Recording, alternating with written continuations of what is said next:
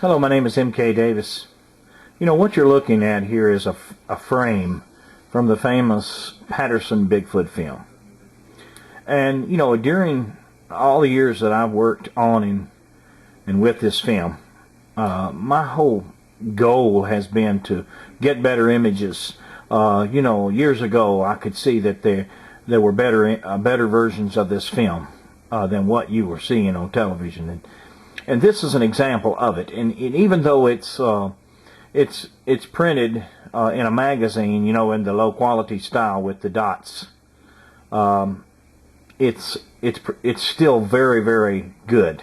And you can tell that it was from the original. Now this is from an Argosy magazine that printed an article and an interview in 1968 about the film. And they used negatives that were made from the original film, and it shows. And the quality, even with the dot matrix type printing, is still very high quality and better than most that are out there. And the reason why I wanted to show you this particular frame is because this was part, you might recall a video that I made about the hair, and that the hair had blown around to the front of the head. And this shows the head hair very well, and the angle and the way the sun hits it. It's very revealing. Okay, now this right here is the dark part that goes down the back that I refer to as like a ponytail style. Right here. This is the side hair in the process of uncovering and blowing around to the front of the head. And the ear is like right here under that hair right there. And then a couple of frames later, all of this goes forward, uncovers the ear, and the wind holds it up for a second or two. And that's where you see that managed style that looks like a braid, the herringbone patterns. Right off on here. So, you know, with the better images that you get to look at, the more you realize that, you know, you're looking at long head hair that has a bit of a management style to it. You know, this kind of thing is important, and I wanted people to understand and that, you know, that when you get to these higher quality copies of the film, you're able to see with enough contrast and enough clarity that, you know, some of the things that you were looking at were a bit misguided. Some of the notions about the film and what's on it, it's a bit just misguided, and not on purpose, but because low quality versions of the film are all that people get to see. So, you know, this is a much higher quality. Let me just kind of zoom in on it.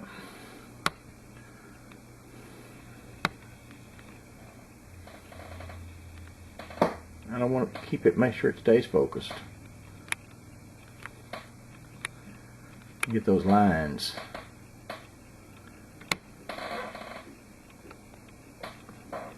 See, here's a bunch of hair right here. The wind's blowing it this way from her back, and it's separated from the ponytail, and it's blowing this way, and it ends up uncovering the ear. And I can show you what the ear looks like.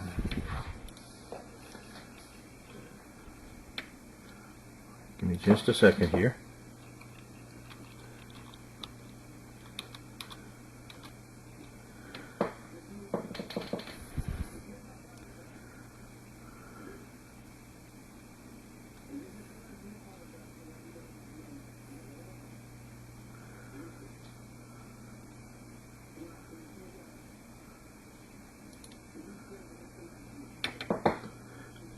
Let this hard drive wake up.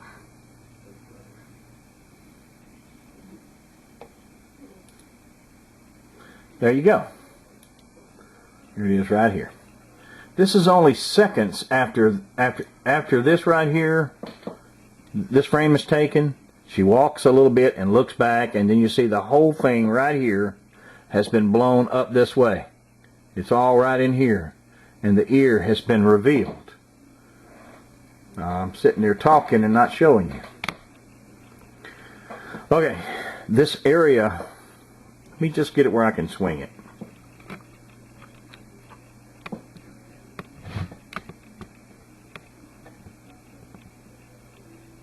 Okay, this area right here, in this frame right here, as she walks along, all this hair right here blows up onto the head. And here is where the hair is, right here in this frame, with the exception of this little dreadlock or braid. I'm more inclined to think it's a braid. But there's your ear. See the ear right here? And the ear is behind the hair here. So all this hair goes forward. The wind is at her back. All of this hair goes up and over, and it's right here as she looks back at the camera.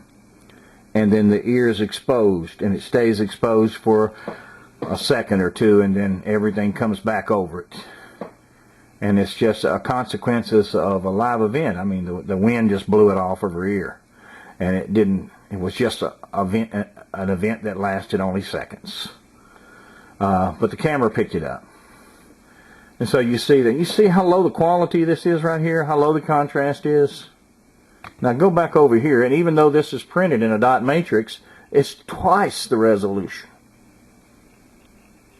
This was made for Argosy magazine off the original film. Let me see if I can just move it back over a little bit. There we go.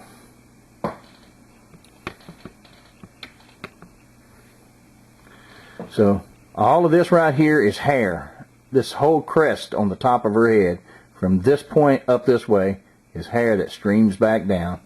And another part of it is separate over the ear, blows forward, and then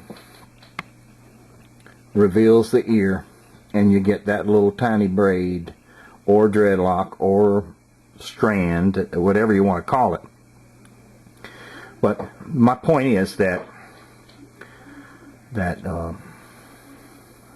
when you look at the hair and its the best imagery from the film, you're forced, whether you like it or not, to see that this hair is long head hair, and it's got an arrangement. And you know, apes just don't do that. Apes don't grow long head hair. Apes don't have a hair arrangement. So you know, you must disregard that, or you'll go down the wrong road.